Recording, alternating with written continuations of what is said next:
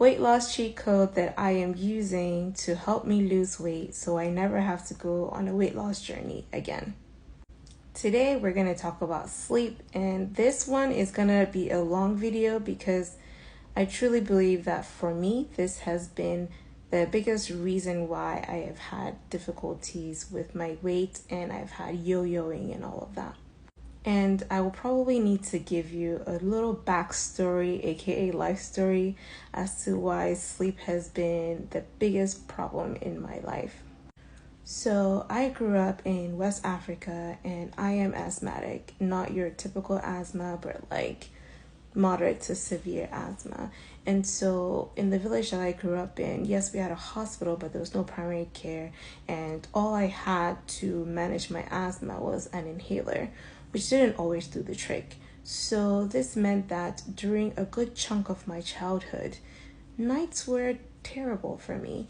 I was always afraid to go to sleep because that meant that I was going to have relaxation of my respiratory muscles. I usually had tightness in my chest. I had difficulty breathing despite using my inhaler. I wasn't on medication that would help me the way I am on now with my breathing. So I did not have the best sleep growing up. And so sleep for me caused anxiety. The thought of going to sleep made me stressed out. Most people go to sleep to rest, but I was always scared that I was going to die if I went to sleep.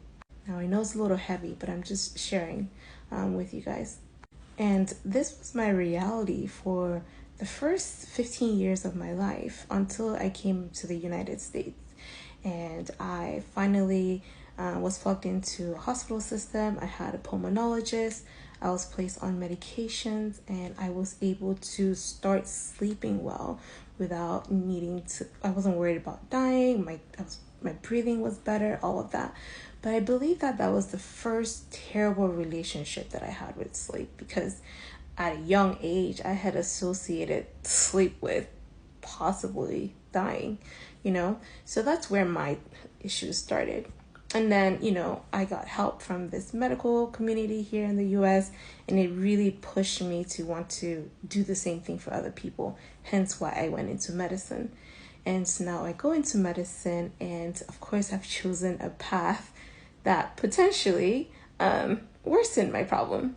And so I had a lot of sleep deprivation again during college, medical school, because of the amount of work that I needed to do. I had some learning issues, which I didn't realize until later, which we could talk about later, but I needed more time to understand or to digest material than the average person. So I had to study a lot. And so I would do that mostly at night. And so I would shorten the time frame that I would spend sleeping, because I'm trying to catch up on all this work and I'm trying to repeat and learn and all of that. And so then I continued this bad habit of sacrificing my sleep throughout my college years, and it got worse with medical school. Now, medical school is stressful, okay? There's a lot of material, there's rotations, and during these rotations, depending on which one you're doing, the hours are ridiculous.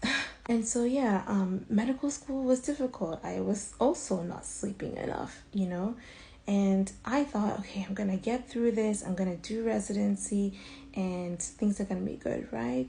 No. Residency was hell. Residency was hell for me. The workload was intense. The responsibility of people's lives was intense. The amount of information that I needed to know was intense. And I had already had a background of already not sleeping well. And then I went into the most sleep deprivation type of environment that you could think of, which is, practicing medicine when you're in residency and training. And I would say that for me personally, my first year was probably the year that I realized that sleep was a problem for me. Like I was in such a bad place. I was manic at times. I was depressed. I couldn't function. I would sleep on the wheel on my way home from night shifts. I just went through a lot. We had 30-hour shifts during my ICU months, and I had to be up for most of them because I had what we called a black cloud. If you're in medicine, you know what that means. It means I was always attracting the patients that are crashing. It was always busy when I was working, and so sleep was terrible for me. So that just continued, and at the end of my first year, I honestly was close to losing my life. I thought it was because I was depressed, but it wasn't until I took some time off. I was lucky enough to have a 3-week vacation, and I spent the first week of it sleeping. And that was when I truly understood that sleep was important for me. I think sleep is important for everybody, but for me in particular, I needed to sleep to function. And so after that vacation, I was not in so much of a rush to complete my medical education, because that was also another thing that was going on with me.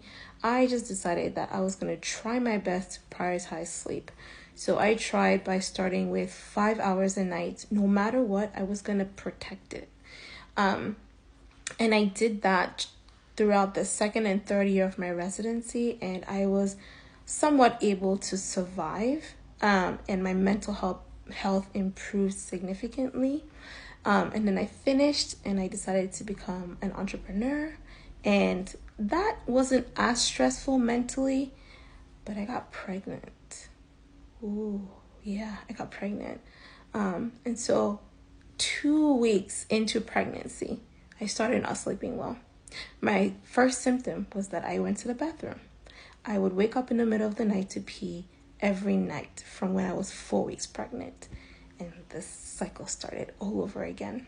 So now I am growing a baby, and this baby is not allowing me to sleep.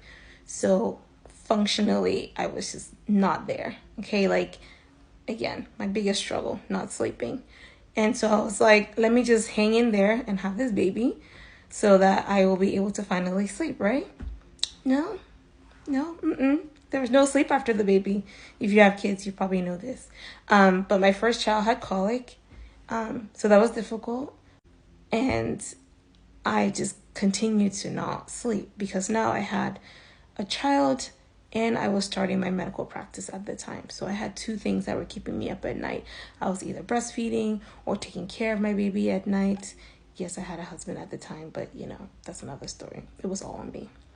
And I was also trying to learn how to market my business, all the things. So again, I fell into this cycle of not sleeping enough. And it's still a struggle for me today.